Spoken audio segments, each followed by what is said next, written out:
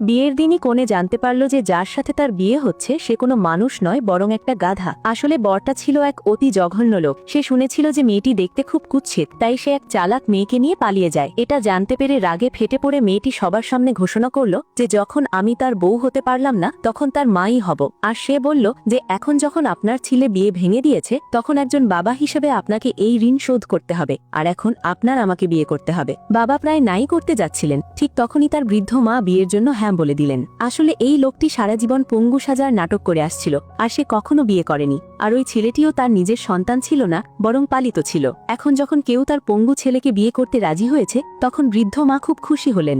এইভাবে বৃদ্ধ মায়ের উপস্থিতিতে মেয়েটির বিয়ে ওই লোকটির সাথেই হয়ে গেল। কিন্তু বাসর রাতেই দুই অহংকারী চাকর মেয়েটিকে নিচু দেখাতে শুরু করলো। তাদের ধারণা ছিল যে এই বিয়েটা বাধ্য হয়ে হয়েছে এবং নতুন বউয়ের কোনো দাম নেই। আর এক চাকর বলল যে আমি এই প্রাসাদের সবথেকে বড় পরিচারিকা, তোমাদের রুমে যখন খুশি আসতে পারি। তোমার মতো নতুন আসা মেয়ে আমাদের কি শেখাবে? এটা শুনেই মেয়েটি তাকে এক সজোরে চড় মারল এবং বলল যে কাল সকালে হতেই তোমাদের দুজনকে বিক্রি করে দেওয়া হবে। তখনই লোকটি ঘরে এলো, আর তাকে দেখে চাকর দুজন সাথে সাথে তার পায়ে লুটিয়ে পড়ল এবং মিথ্যে কান্নাকাটি করে বলল যে তার বউ তাদের ওপর অত্যাচার করছে। বাড়ির নিয়ম মানার আদেশ দিল এবং মেয়েটিকে 100 বার লেখার শাস্তি দিতে যাচ্ছিল। কিন্তু তখনই মেয়েটি কাঁদতে কাঁদতে বলল যে আজই আমি এই বাড়িতে এসেছি, আর আপনি নিজের চাকরদের দিয়ে আমার অপমান করালেন।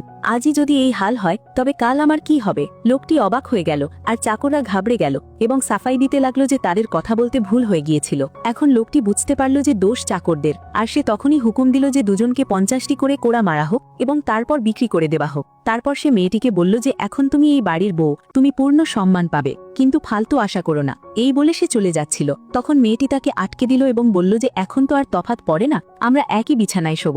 লোকটি বলল যে তার কাছে থাকা বিপজ্জনক হতে পারে। তারপর সে সত্যিটা জানাল যে আসলে সে পঙ্গু ছিল না, দরবারে তার শক্তি বেড়ে গিয়েছিল, তাই যুবরাজ তাকে মেরে ফেলতে চেয়েছিল। প্রাণ বাঁচাতে সে নিজেকে পঙ্গু দেখাতে শুরু করে। এটা শুনে মেয়েটি ভয় পাওয়ার বদলে বলল যে আমার কাছে হারানোর মতো কিছু নেই, শুধু একটা প্রাণ আছে। এটা শুনে প্রথমবারের